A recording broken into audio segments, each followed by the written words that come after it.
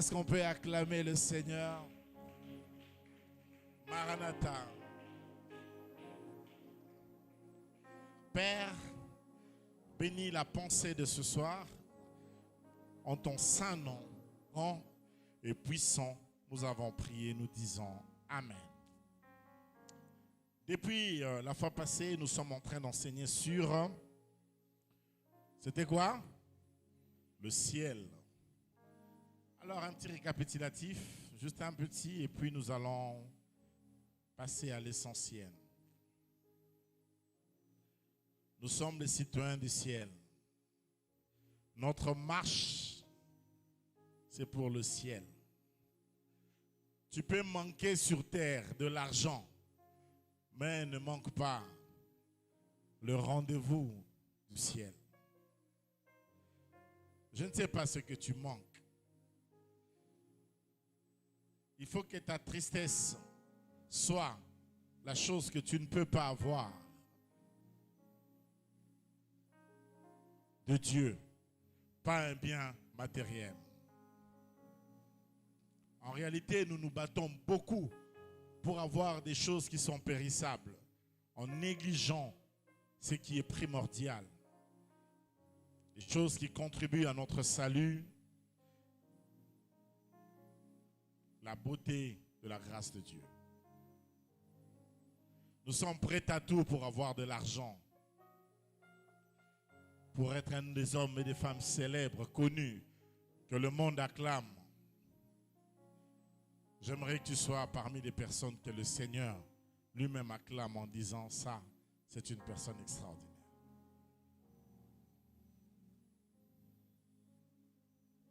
Ce soir, je sais qu'il y a, même parmi ceux qui nous suivent, beaucoup de gens qui sont inquiets, mais rien que des choses matérielles. C'est rien, des choses matérielles. Alors, il y en a de ceux qui ont quelques années dans le couple sans enfants et qui s'inquiètent. Ah, moi, je n'ai pas d'enfant. Si tu savais ce qu'un enfant peut faire en bien, je veux dire ça autrement, en mal. Il y a des enfants devenus adultes.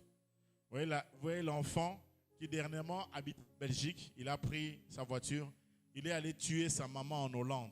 Ça s'est passé dernièrement en Europe, la communauté congolaise.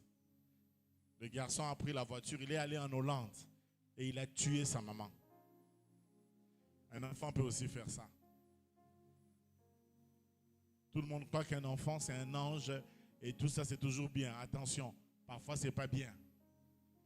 Il y a des enfants qui sont une tristesse.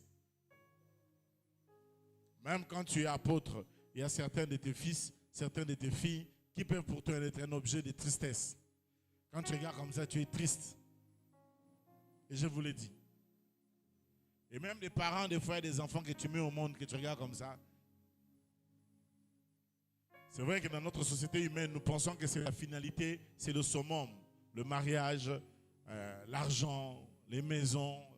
Connaissez-vous combien de riches qui sont morts et qui ont laissé leurs biens matériels, que leurs enfants ont dilapidé après?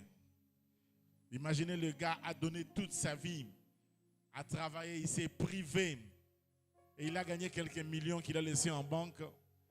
Et lorsque son fils hérite de cela, il tombe amoureux d'une fille et il va dilapider tout l'argent dans la belle famille. Il vend même les chaises de l'entreprise. Maintenant, ce gars-là, il est au tombeau, heureusement qu'il ne savait pas.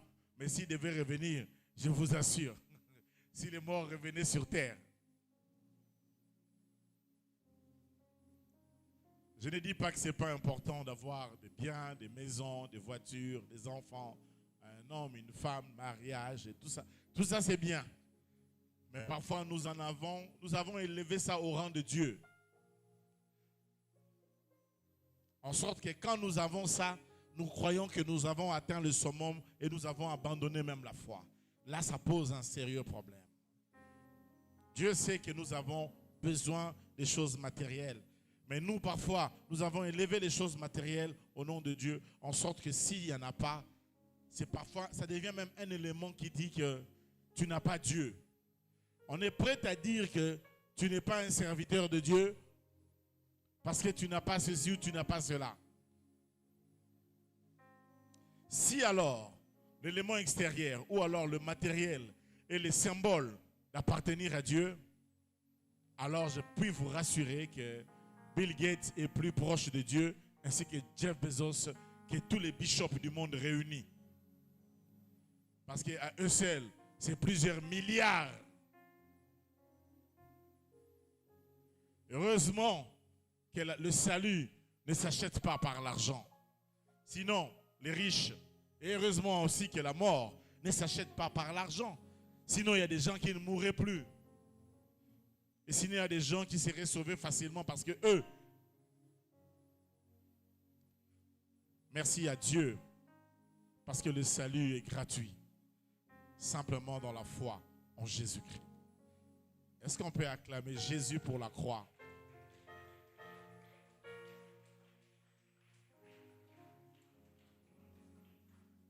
Pendant toute l'année, nous avons enseigné beaucoup de choses et c'était important de finir l'enseignement par le ciel. Pour dire à un cœur, quand tu vis sur terre, nous allons au ciel. La vie sur terre, c'est maximum 100 et quelques années.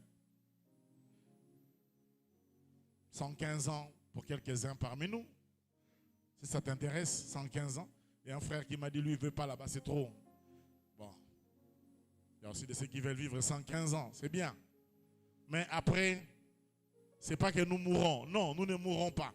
Nous entrons dans l'éternité. Ce que les gens appellent la mort, ce n'est pas la mort. C'est une nouvelle vie qui commence. La mort est une nouvelle vie. Ça veut dire que c'est la vie qui vient après la vie terrestre. Mais cette vie-là, elle est éternelle. Elle est pour toujours. Il n'y a pas moyen de faire marche arrière. Et donc, si quelqu'un a vécu 100 ans, donc c'est le plus petit temps qu'il puisse vivre. La vie de la chair est trop courte.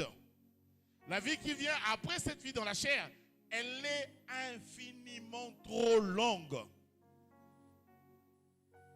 Que si ton âme n'est pas sauvée, c'est terrible. C'est quelque chose de terrible que de ne pas être sauvé. Parfois, nous n'avons pas conscience que nous vivons avec des parents qui iront en enfer. Que tu vis avec un homme ou une femme qui ira en enfer. L'enfer existe, j'en parlerai aujourd'hui, frère. Imaginez les parents au ciel, les enfants en enfer. Imaginez les enfants au ciel, les parents en enfer.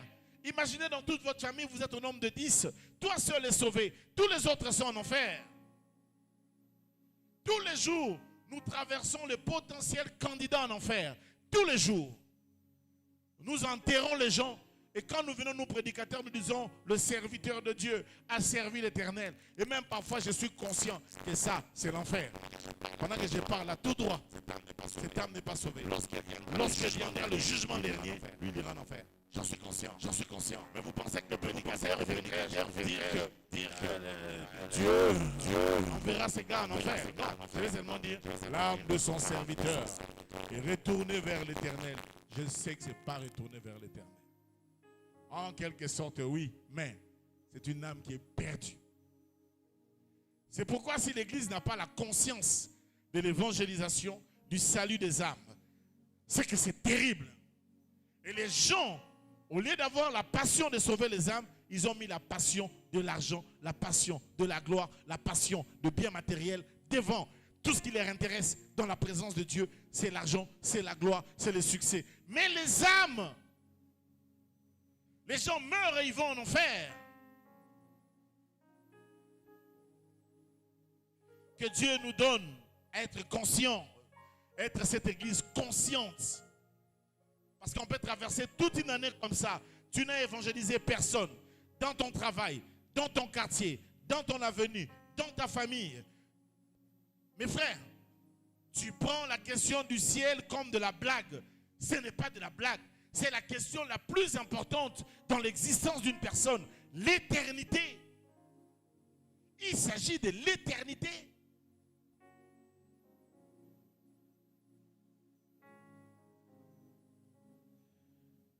Alléluia. Alléluia. Oh Église, réveille-toi. Sauvons des vies. De toi à moi, si Jésus revient aujourd'hui, ta mère ira au ciel? Mon père, cet ivrogne, ira-t-il au ciel? Tes frères, ces danseurs de musique mondaine, iront-ils au ciel?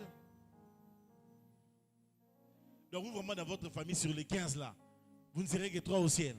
Tous les autres là, en enfer. Fais quelque chose. Bouge un peu.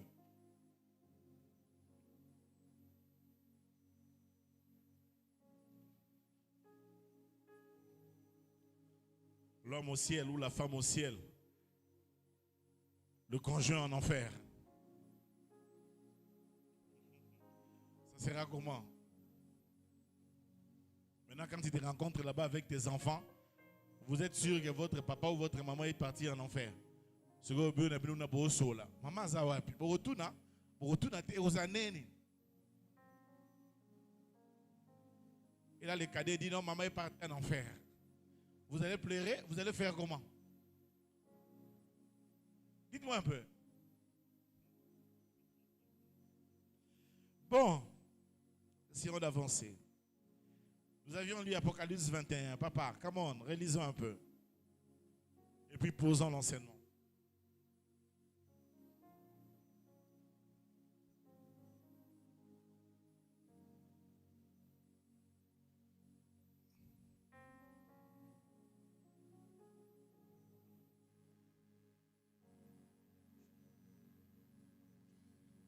Soki yote masiandenga yo esinabeba kalao.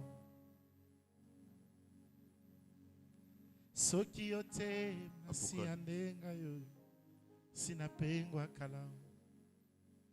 Apocalypse 20. Est-ce qu'on peut se lever? Soki yote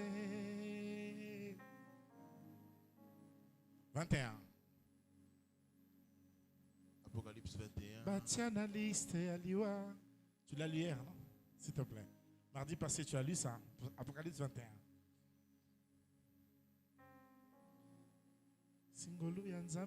Puis j'ai vu, nous lisons au nom de Jésus. Amen. Puis j'ai vu un nouveau ciel et une nouvelle terre. Car le premier ciel et la première terre avaient disparu et la mer n'était plus.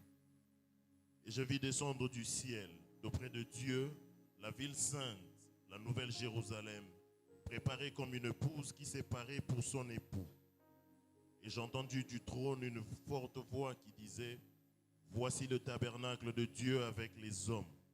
Il habitera avec eux et ils seront son peuple et Dieu lui-même sera avec eux. Amen. Amen. On peut acclamer et s'asseoir. Dieu vous bénisse. J'avais posé la question, c'était quoi le ciel? Il y a eu tellement de belles réponses, je ne reviendrai pas. Je vais aller vite parce qu'on doit passer vite. J'avais dit c'est ce qu'on n'a pas vu, le ciel. Ce n'est pas du tout la voie lactée. Ça, je l'avais dit la fois passée. J'avais évoqué Calgarine, qui disait qu'il a pris l'avion, ou je sais pas moi le fusil, il est allé là-bas au ciel, mais il n'a pas vu Dieu. Et j'avais parlé un peu de l'hiérarchisation des cieux. Et l'apôtre Paul qui parle, un homme qui fut ravi jusqu'au 3e ciel. Et j'avais fait comprendre parfois dans la mystique juive, les gens parlent des 7 cieux. Je ne sais pas. Mais Paul dit, je connais un homme qui fut, il connaissait un peu le, je peux dire, les récits selon lesquels il y avait plusieurs cieux. Et l'apôtre Paul dit, jusqu'au 3e ciel, un homme fut ravi. Et j'ai parlé sortir du corps, il n'est pas sorti du corps, c'était mardi passé. Et je vous ai dit que le ciel, dans l'expression juive, c'est Aulam Abba, au-delà, c'est l'au-delà. Et je vous ai dit que le ciel n'était pas du tout éternel. Le ciel n'a pas été créé pour être éternel, ni la terre. Même sans le péché, les cieux et la terre n'ont pas été créés pour être éternels, même sans le péché. Donc, même si l'homme n'avait pas péché, il allait y arriver un temps où la terre n'allait plus exister, le ciel n'allait plus exister. Ce n'est pas le péché qui a mis ou qui mettra fin. Le péché a introduit la notion de la mort, et réellement. Mais même à Adam, sans avoir péché, à un certain temps, certainement, l'expérience d'Enoch, il pourrait le revivre, c'est-à-dire être enlevé pour aller comme Élie et autres. Et on a parlé sur Dieu qui est hors du temps. On a expliqué comment les idoles, on avait expliqué ça mardi passé, sont dans le temps. Tous les autres faux dieux sont dans le temps. Mais Dieu, lui, il est hors du temps. Un jour, il faudrait qu'on puisse enseigner sur la notion de Dieu hors le temps. Je pense que c'est quelque chose de très pertinent. C'est très riche. Dieu est hors du temps. Dieu n'est pas dans le temps. Il est hors le temps. Donc le temps est là. Dieu est hors. Pourquoi Dieu est hors le temps? Parce que le temps est une création. Le temps a été créé. Le temps n'existait pas. La temporalité n'existait pas. Dieu a créé le temps. Et la temporalité quantifiable a commencé à la création. Donc, aussi longtemps que les cieux et la terre n'existaient pas, aussi longtemps que la lune et le soleil n'existaient pas, il n'y avait pas de rotation, donc il n'y avait pas de 24 heures. Donc le temps n'existait pas. C'est Dieu qui est venu créer le temps. Voilà pourquoi on l'appelle le maître des temps et des circonstances. Parce qu'il a créé le temps. Si Dieu t'a créé et que le temps a été créé, ça veut dire que le temps est modifiable, le temps est manipulable. On peut jouer sur le temps, on peut influencer le temps, on peut parler au temps, on peut arrêter le temps, on peut avancer, dévancer le temps, on peut retarder le temps, c'est possible. La foi peut faire ces choses. Parce qu'il y a toujours une grande relation entre la foi et le temps. Et il y a beaucoup d'exemples dans la Bible où les hommes ont bousculé le temps, les gens ont reculé le temps, les gens ont avancé le temps. Le gars que Dieu a envoyé dire que non, tu vas mourir, il a bousculé le temps, Dieu lui a ajouté encore 15 ans. Josué qui a dit au soleil et à la lune de s'arrêter, il a arrêté la circulation, la rotation de la terre, ça s'est arrêté. La Bible dit, il n'y eut pas de jour où l'Éternel entendit ainsi la voix d'un homme. Donc, les enfants de Dieu, au lieu d'avoir peur du temps, comprenez comment influencer le temps, comment bousculer le temps, comment retarder le temps, comment rallonger le temps, comment accélérer le temps. Tout ça, c'est des expressions faisables. Jésus même, lui-même, il a dit, femme, mon heure n'est pas encore arrivée. Mais la foi de Marie a accéléré le temps. Jésus qui n'était pas dans l'air pour agir, il a agi parce qu'une foi l'a bousculé à le faire. Voilà pourquoi je vous interdis simplement de dire que j'attends le temps de Dieu. Parce que Dieu lui-même n'attend pas un temps. Si Dieu dépendait du temps, alors ça devient grave. C'est-à-dire que Dieu veut faire quelque chose, mais Dieu dit que non, j'attends mon temps. Donc ça veut dire que le temps commence à faire attendre Dieu pour faire quelque chose. Non, le temps ne peut pas faire attendre Dieu. Dieu est le maître des temps. C'est lui qui ordonne au temps d'agir ou de reculer, d'avancer. Voilà pourquoi dans l'expression même grecque, il y a deux expressions. Il y a le chronos et le kairos. Bon, on avance. Merci. Vous êtes une très bonne école parce que là, vraiment, vous me suivez bien. Allez, j'ai fini tout ça. On a parlé sur tout ça. Les cieux, les inaccessibles aux hommes. On a tout parlé, tout ça. C'était un grand enseignement la fois passée. Et j'ai parlé de la différence de l'âme, de l'immortalité de l'âme de Platon. Parce que dans le platonisme, c'est ce qu'on appelle la théorie des cavernes. Ça veut dire que le corps retient l'âme. Et c'est à la mort que l'âme se libère. Donc chez Platon, le corps est une prison de l'âme. Attention. Pourquoi je vous dis? Parce que vous êtes ici à Tyrannus. J'aimerais que vous soyez meilleurs. Et j'aimerais que vous arriviez à comprendre ces choses. Parce que vous risquerez de tomber dans des prédications où les gens sont platoniciens, ou c'est de l'école de Platon, mais dans les milieux évangéliques, et il y en a beaucoup, qui prônent que le corps retient l'âme. Et dans beaucoup de sectes, le corps n'est pas une bonne chose. C'est là où même intervient souvent les démiurges de la gnose. Dieu est saint, il ne peut pas entrer en contact avec la matière. Et pourtant, Dieu s'est fait matière pour venir au milieu de nous. Parce qu'à partir du moment où on dit que Dieu ne peut pas entrer en contact avec la matière, toute la notion du salut est partie, quoi. On est sauvé comment? Ça pose de sérieux problèmes. Or, chez nous, l'âme s'épanouit dans le corps. L'apôtre Jean dit que ton âme prospère. N'est-ce pas? Donc, l'âme peut prospérer. Notre corps ne retient pas notre âme. Non. Quand un corps peut prospérer, l'âme peut prospérer. Et le corps n'est pas une prison de l'âme. Parce que notre âme épanouie peut adorer Dieu, je parle du grand âme, peut servir Dieu, on le sert avec notre âme. Donc on peut vivre en plein épanouissement tout en étant dans la chair. Et la chair ne bloque pas notre âme. La chair n'est pas une prison, ou le corps n'est pas une prison de l'âme. Si vous avez des questions en ligne, écrivez en ligne. Je crois que le frère Joe, qui est là à la régie, me fera parvenir des questions, parce qu'à la fin ici, c'est le peuple ici qui posera des questions. Alors, et puis je vous ai parlé sur la nouvelle Jérusalem céleste, n'est-ce pas, qui est descendue du ciel. Le texte que papa est en train de lire.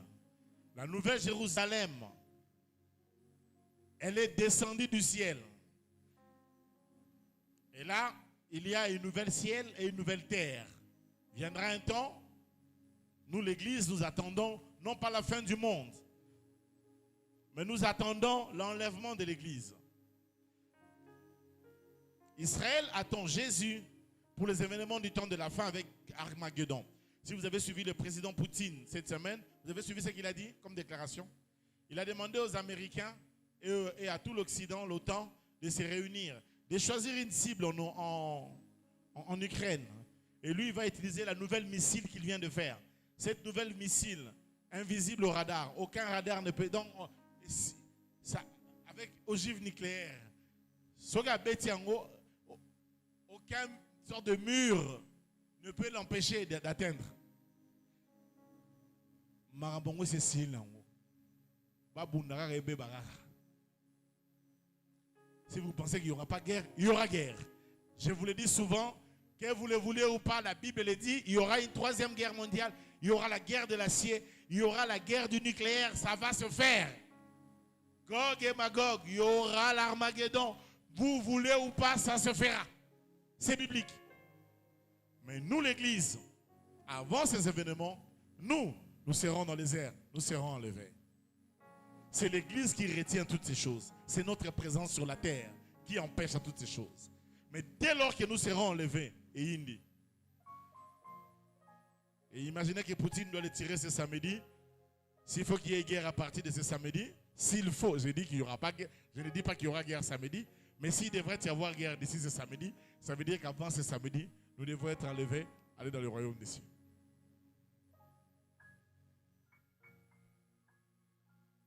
C'est pourquoi si tu joues avec ton salut, si tu joues avec ta vie,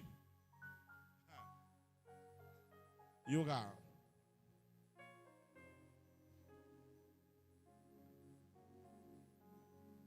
Ma Patrice Oreille va dire Naleli Zambe tata tanga lisusu. Non, ne joue pas ça. Engenini obosa ninga. Banze moza doyo ko do banga. Les lieux commis même dans la musique chrétienne, dans une boîte de nuit, les gens sont en train, ah Seigneur. Il y a un niveau de désacralisation des choses spirituelles à un niveau.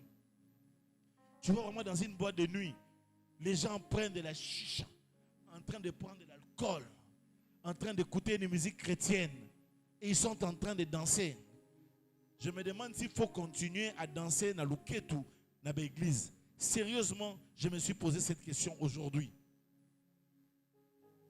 Peut-être qu'il faut interdire toute danse chrétienne dans l'Uketu. Parce que ce n'est pas très différent. Je trouve ça trop proche du monde. Je ne sais pas si vous avez remarqué ça vous aussi. Moi, je me suis dit, mais après, en chantant mais c'est vraiment un moment sensuel et limite sexuel. Bon, je laisse ça. Je continue dans mon enseignement. Que Dieu nous donne des musiques qui conduisent le peuple dans la présence de Dieu. Bon, après on a parlé, c'était le premier point. C'était quoi le premier point? C'était la notion de la rupture et de la continuité. Alors, c'est ce qu'on avait parlé la fois passée. Hein. C'est vrai qu'il y a encore d'autres choses, mais je n'ai pas le temps de faire une révision. En tout cas, je l'ai fait surtout pour ceux qui étaient en ligne, parce que mardi passé, il n'y avait pas eu le culte en ligne, il n'y avait pas d'Internet. On est à Kinshasa, parfois il n'y a pas d'Internet. Ça coûte cher mettre à l'Internet à Kinshasa. Bon, on va avancer. Nous avions dit qu'il y a une notion, en ce qui concerne le ciel, la notion de la rupture et de la continuité. Ça veut dire que lorsqu'il y aura résurrection des morts, nous allons ressusciter avec un corps céleste, un corps glorieux. Et dans la résurrection, tout le monde reconnaîtra tout le monde. Et pour nous, nous serons changés, n'est-ce pas? D'abord, les morts en Christ ressuscitent. Ensuite, nous changeons nous. Ça va commencer, je pense, bibliquement par eux, si j'ai bonne mémoire. Hein? C'est eux d'abord qui ressuscitent. Et puis nous, nos corps changent. Mais dans ce changement de corps, dans cette résurrection, je vous ai même parlé de ceux qui ont subi la crémation ou de ceux qui sont morts dans la crémation, quoi. Et ils vont ressusciter, même les chrétiens, ils vont ressusciter dans un autre corps. Mais ce corps-là n'est pas le corps physique. C'est le corps avec lequel Jésus est ressuscité. Dans ce corps, Jésus ressuscité, il mangeait, il buvait. C'est en même temps, il traversait les murs. Ce sera le corps que nous allons revêtir à la résurrection. Cependant, on va se connaître. Le ciel ne sera pas un endroit où tu ne reconnais pas ton frère. Si tu reconnaîtras. Après, je ne sais pas, la science infuse, je ne connais pas tout, mais je sais qu'on se reconnaîtra, par exemple. Je ne sais pas si tu vas te souvenir que tu chantais la même chorale que Patience. Je ne sais pas si Raïssa au ciel va se souvenir que non, je chantais la même chorale que Patience. Ça, je ne sais pas. Et surtout, je ne sais pas si nous allons nous souvenir du mal qu'on s'est fait quand on était sur terre. Ça, je me pose vraiment la question. Je ne pense pas. Hein? Donc, Dieu va enlever cette partie-là. Va se faire comment? Il va enlever ça. Donc, l'homme va être... il va enlever ça. Donc, l'homme ne va plus se souvenir du mal que quelqu'un lui a fait sur terre. Donc, si tu avais ma dette sur terre et que nous arrivons là-bas au ciel, je vais oublier la dette ou je ne saurai plus que tu avais cette dette. Je vais oublier, je ne saurai plus. Verset 4 dit ça. Oh, frère, t'as un verset 4. Oh là là. Il me dit que le verset 4 dit ça. Ça dit quoi? Vas-y, c'est quoi? Soyez les bienvenus en ligne. Dieu vous bénisse. On y va. Verset 4, Apocalypse 21, 4. Dieu essuiera toutes larmes de leurs yeux. Et la mort ne sera plus. Et il n'y aura plus ni deuil, ni cri, ni douleur. Car les premières choses ont disparu. Ouais. Ça répond un peu à ça. Si on veut exégétiser ça, ou systématiser ça, je reviendrai. Je vais rester un peu et lire ça un peu. C'est vrai que je n'avais pas vu dans ces temps. Comment? Donne à maman Sephora le micro. Maranatha. En tout cas, je pense qu'on ne pourra plus se souvenir de tout le mal qu'on nous a fait sur la terre parce que si on doit se souvenir de ça, ça risquerait de faire naître en nous des mauvais sentiments, d'amertume, de vengeance et autres, alors que tout ça au ciel, il n'y en aura pas. Ouais, c'est vrai. Dieu bénisse. Je pense qu'on ne va pas se souvenir. Parce que sinon, tu vas aller là-bas aussi et tu vas te dire yo, Makambo, yo, combien?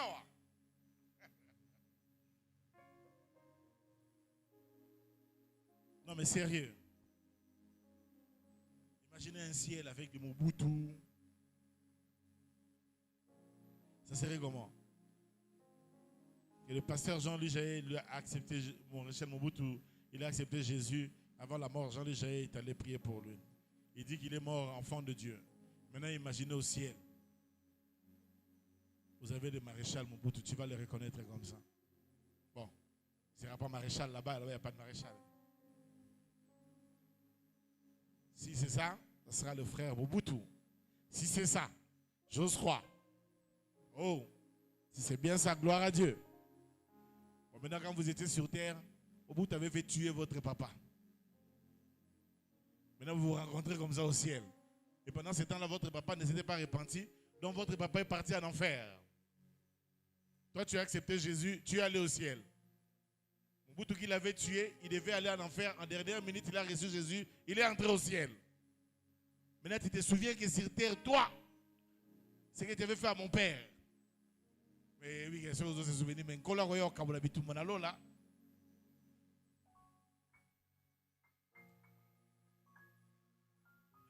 Alléluia. Surtout, ma maman, c'est mes balles, je suis boto lagi au moins sur mon balle. Eh, tout le monde me lagi au bon lagi en Afrique, na terre. Yo kotiawa. Moi, on a mon père qui est yo. De yo so na nyongoti na lola.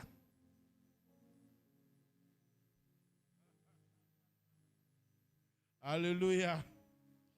Est-ce qu'on peut avancer? Est-ce qu'on peut acclamer un peu pour la gloire de Dieu? Allez, je crois qu'on a assez expliqué la notion de la rupture et de la continuité. Ça veut dire qu'il y a une rupture sur ce qui était passé. Notre corps de corruption est tombé, mais il y a une continuité. Pourquoi?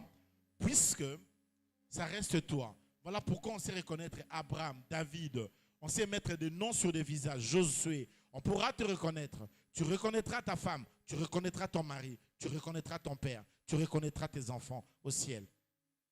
Mais il y aura une notion de rupture parce qu'il n'y aura pas ce même corps. En même temps, il y aura une notion de continuité. Donc, c'est ce que nous avons parlé mardi passé et j'en passe. Est-ce que je peux maintenant avancer vers d'autres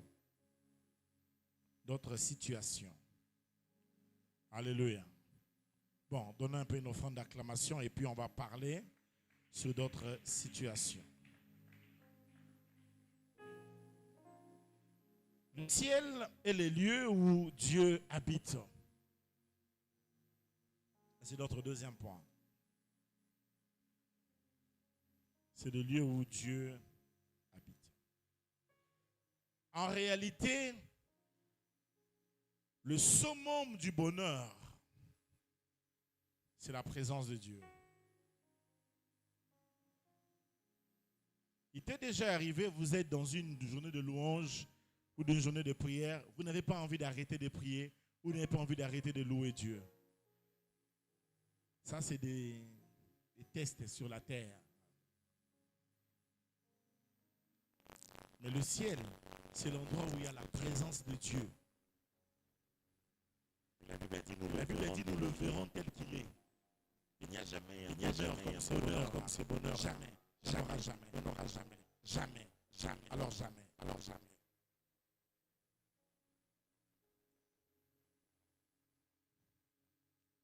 D'aucuns pensent que l'enfer est l'enfer parce que l'enfer est un lieu de remords. Et les gens qui sont en enfer, une des raisons pour laquelle ils sont en train de pleurer et de se tourmenter, c'est le fait qu'ils ont manqué la présence de Dieu. Et cela est aussi vrai. Mes frères, rien n'est comparable à la présence de Dieu. Et le ciel dont nous parlons, c'est Olam, c'est l'éternité. Pour toujours. Nous serons pour toujours dans la présence du Père. Pour toujours. Il ne sera plus question de souffrir comme on a souffert ici sur terre. Des moments où nous avons manqué d'argent, ou parfois tu étais dans un corps malade, ou parfois tu as souffert, ou parfois tu as gémi. Fini. Nous sommes pour toujours dans la présence de l'Éternel. Et aucune personne n'a vu cette présence et a eu envie de revenir sur terre. Dès lors que tu l'as vu, tu lui as demandé de rester là-bas. Tu n'as pas envie de revenir sur terre. Souvent, quand vous perdez des gens qui meurent en Christ, pendant que vous êtes en train de pleurer, vous pleurez Jonathan Pakassa, lui demandant, oh Seigneur, pourquoi? Lui là-bas, là où il est, il dit à Dieu,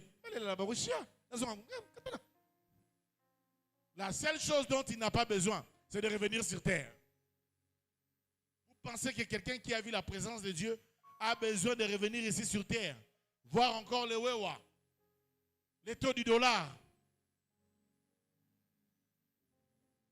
continuer à voir tel ministre d'eux. Il y a des visages comme ça, quand tu regardes ça même à la télé, tu peux changer de chaîne. Ils n'ont pas besoin de ça.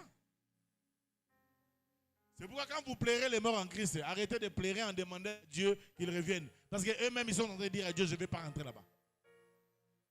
Il est tellement bien là où il est, qu'il n'a pas besoin de venir. Essayez de mourir, vous allez témoigner ce que je suis en train de dire, je vous assure.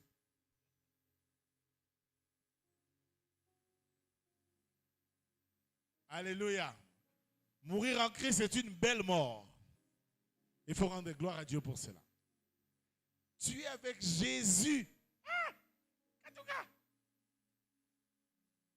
trop beau. Je sais que les gens n'aiment pas la mort. Ici, quand on parle de la mort, l'Africain a peur.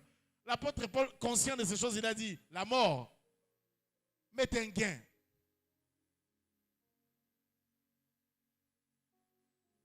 Parfois, c'est quand tu es en Christ, vous me coupez en haut, pas à la dernière minute, au coup, il faut qu'il fasse le laïbistique.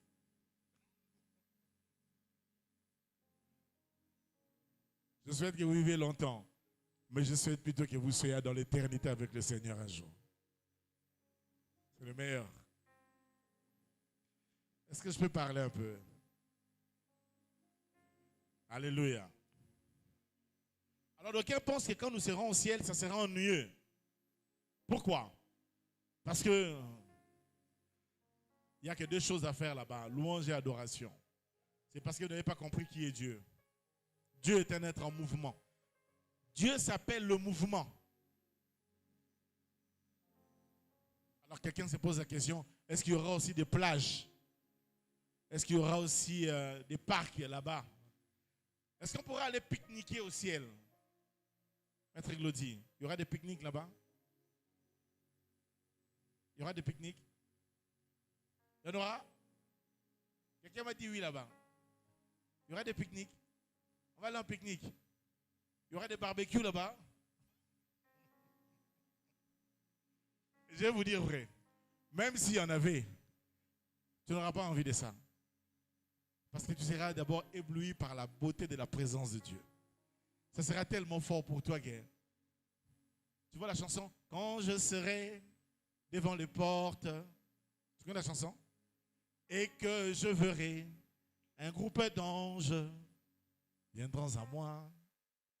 Ils me montreront toutes les rues pavées d'or. Moi je leur dirai, les rues pavées d'or c'est bien, mais montrez-moi celui qui mourut pour moi, mon ami du calvaire. Tu connais la chanson? On te montrera de l'or et tout, tu vas dire, je vais voir Jésus. Abraham, Matthieu, Jean.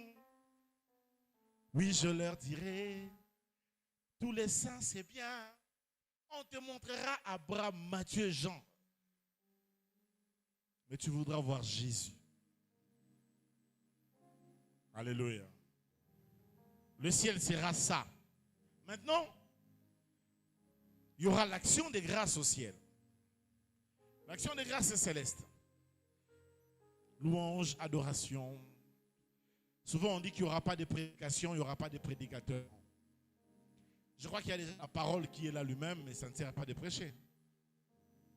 Parce que là tu comprendras c'est qui la parole. Parce que la parole est une personne. Mes frères, contemplez Jésus. Imaginez que toute la nature est une petite expression de la nature divine. Maintenant, vous aurez ça en face de vous. Néro. Donc, ce jour-là,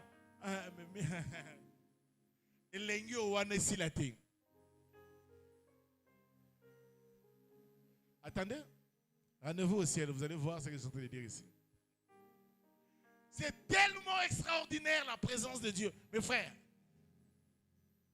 il n'y a pas de bonheur comparable à la présence de Dieu. Aucune somme d'argent n'est égalable à la présence de Dieu. Aucune joie n'est comparable. C'est le summum.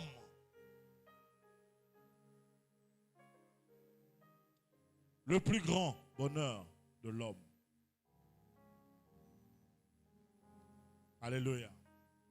C'est là en contraste avec la terre, tu verras que la terre n'était pas un lieu de repos. La terre était un lieu qui n'était pas facile.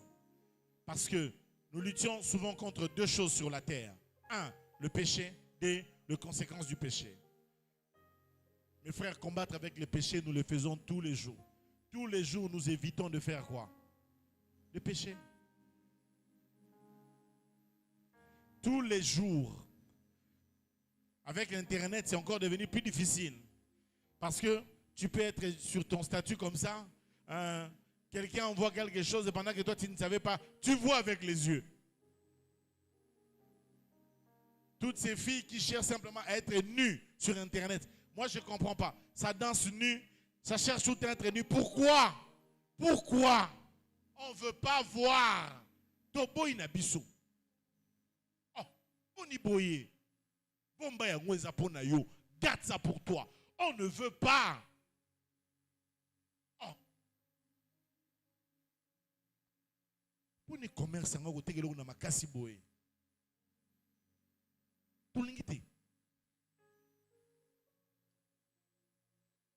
Et les conséquences du péché. Puisqu'il y a péché, il y a des conséquences. Et nous luttons avec ça régulièrement. Mais le ciel sera le grand Shabbat, le grand moment où nous allons être dans un grand temps de repos. Alléluia. Alléluia. Donc quand on se pose cette question, pourquoi la gloire de Dieu sur terre n'est pas, comment je peux dire, si visible? Par exemple, on est au culte. Un ange de Dieu peut apparaître ici, où ils viennent 15.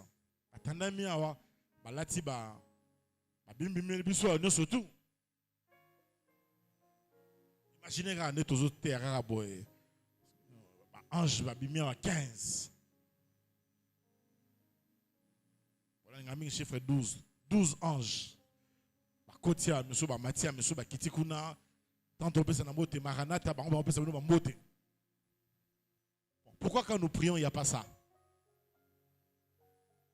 S'il y a ça en esprit, mais il faut avoir les yeux de l'esprit pour le voir. Pourquoi avec les yeux de la chair, tout le monde ne voit pas? Quelqu'un dit, au lieu d'aller évangéliser, pourquoi Dieu, quand dans le ciel comme ça, il ouvre seulement le ciel comme ça, il prend un truc, il parle à la terre. Terre, croyez en Jésus, répandez-vous tous la terre. Il dit, mais si Dieu fait ça, et tout le monde va accepter Jésus, j'ai dit faux, d'ailleurs faux. Ça va faire encore beaucoup d'incrédules d'ailleurs. Beaucoup de gens disent, non, c'est pas Dieu. Dieu ne parle pas comme ça. C'est comme si on avait entendu Dieu.